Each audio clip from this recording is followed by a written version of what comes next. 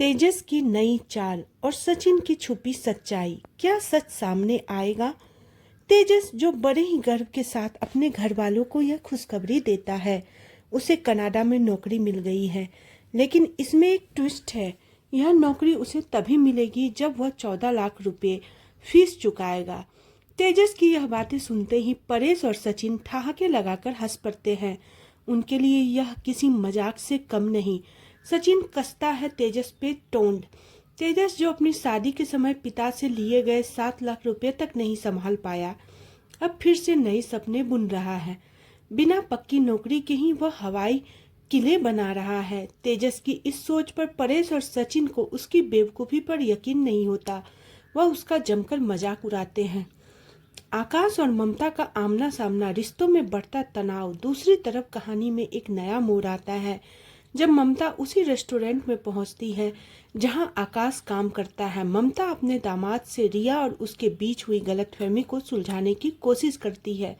वह आकाश को समझाने की कोशिश करती है कि उसने उन्हें सिर्फ खुश देखने के लिए वो टिकट दिए थे।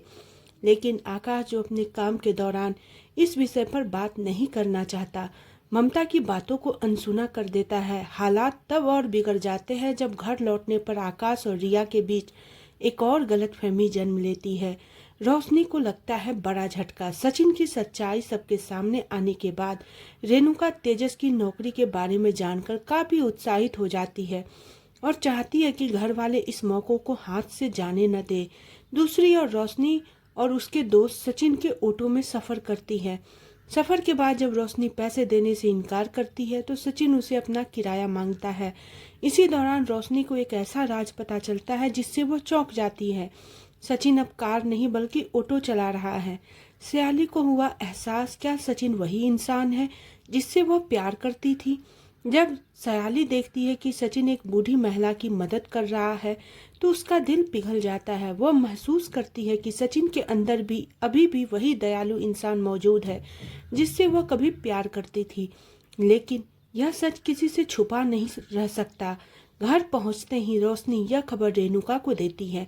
सचिन अब कार के बजाय ऑटो चला रहा है। रेणुका यह सुनकर ज्यादा हैरान नहीं होती, लेकिन वह सोच में पड़ जाती है। सचिन ने जो कार अपने पिता के पैसों से खरीदी थी, अब वह क्यों नहीं चला रहा? यह सवाल सिर्फ रेणुका के मन में नहीं बल्कि पूरे परिवार के मन में उठता है।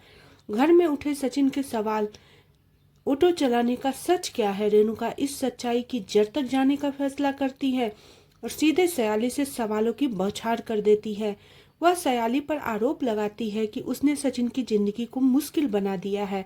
वह जानना चाहती है कि कार खरीदने के लिए जो पैसे दिए गए थे उनका क्या हुआ। अब परेश भी ऑटो की सच्चाई जानकर दंग रह जाता है। सभी परिवार वाले सचिन से सवाल करने लगते हैं, लेकिन वह अपनी मेहनत की कमाई पर गर्व महसूस करता है।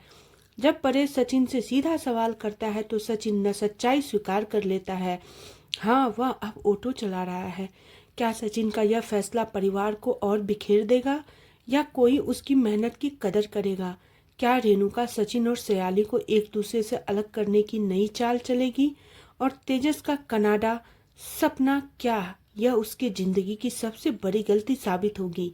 आने वाले एपिसोड में सयाली चिट्ठी को धमका जाएगी, जिससे चिट्ठी और भी गुस्से में आ जाएगा और बदला लेने के लिए कोई बड़ा कदम उठाएगी।